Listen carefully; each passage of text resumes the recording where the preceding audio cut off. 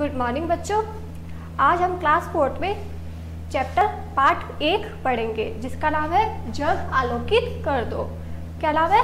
जग आलोकित कर दो। ये एक कविता है। सबसे पहले हम क्या करेंगे? शब्दार्थ पढ़ेंगे। शब्दार्थ। आलोकित। आलोकित मतलब प्रकाशित।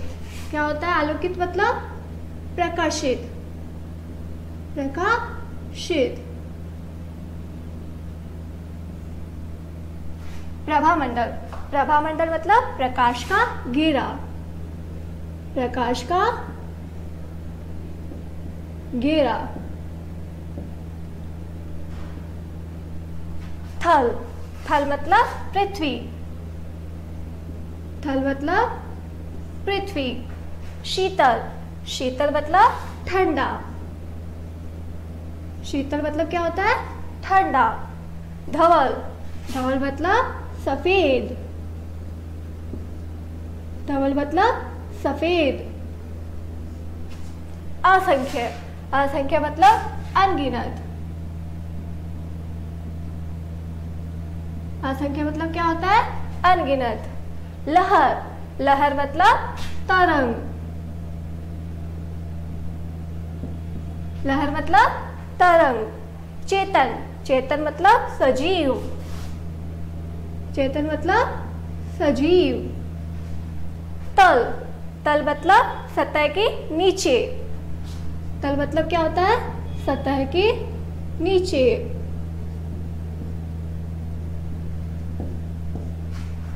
ऊर्जा। ऊर्जा मतलब शक्ति। ऊर्जा मतलब शक्ति। चेतन के स्वामी। चेतन के स्वामी मतलब भगवान। क्या मतलब होता है चेतन के स्वामी मतलब? भगवान। वापस भी करेंगे। आलोकित। आलोकित मतलब प्रकाशित। क्या होता है आलोकित मतलब? प्रकाशित। प्रभामंडल। प्रभामंडल मतलब प्रकाश का घेरा। प्रभामंडल मतलब प्रकाश का घेरा। थल। थल मतलब पृथ्वी।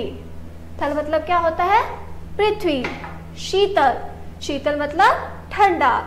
शीतल मतलब ठंडा। धवल। धवल मतलब सफेद। क्या होता है धवल मतलब? सफेद। असंख्य मतलब अनगिनत, जो कभी गिने नहीं जाते हैं। असंख्य। असंख्य मतलब क्या होता है? अनगिनत। लहर। लहर मतलब तरंग। लहर मतलब क्या होता है? तरंग। चेतन। चेतन मतलब सजीव। चेतन मतलब क्या होता है? सजीव। तल। तल मतलब सतह के नीचे। तल मतलब क्या होता है? सतह के नीचे। ऊर्जा। ऊर्जा मतलब शक्ति। क्या होता है ऊर्जा मतलब? शक्ति। चेतन के स्वामी मतलब भगवान। चेतन के स्वामी मतलब भगवान। ये सब क्या थे? शब्दार्थ। ये शब्दार्थ आप लर्न कर लेना ताकि हम कविता पढ़ेंगे तो हमें आसानी से पढ़ा जाएगा। अब हम शुरू करेंगे पार्ट 1 कविता, जिसका नाम क्या है? जग आलोकित कर दो। चलो शुरू करते हैं। चमक रहे तुम इस धरती पर बनकर सूर्य प्रभा मंडल। चमक रहे जल थल नभ में तुम बनकर शीतल चंद्र धवल। तुम ही हो असंख्य तारों में पशु पक्षी पेड़ों के तन में। चेतन भर आलोकित करते तुम जग का पालन करते हो। धरती के तल में रहकर तुम ऊर्जा का सर्जन करते हो। हे जग के चेतन के स्वामी सारा जग आलोकित करके। जो थोड़ा कुछ शेष रखो तो मेरा जग आलोकित कर दो। मुझमें चेतन का स्वर भर दो, मेरा जग आलोकित कर दो। अब वापस हम इसको समझेंगे। चमक रहे तुम इस धरती पर बनकर सूर्य प्रभामंडल। प्रभामंडल मतलब मैंने बताया था ना, प्रकाश के घेरे की तरह चमक रहे तुम इस धरती पर। चमक रहे जल थल नभ में तुम बनकर शीतल चंद्र धवल। धवल का मतलब मैंने बताया था सफेद होता है। चंद्र धवल मतलब सफेदी के रूप में तुम चमक रहे हो। तुम ही हो असंख्य तारों में पशु पक्षी पेड़ों के तन में चेतन भर आलोकित करते। तुम कौन कौन से तारों में हो? असंख्य मतलब अनगिनत तारों में, जिनको कभी गिना नहीं जाता। हम आसमान में कभी तारे गिन नहीं सकते। पशु पक्षी और पेड़ों के तन में भी तुम ही हो, जब चेतन भर आलोकित करते। सागर की लहरों से उठकर तुम जग का पालन करते हो। सागर की लहरों से उठकर तुम क्या करते हो? जग का पालन करते हो।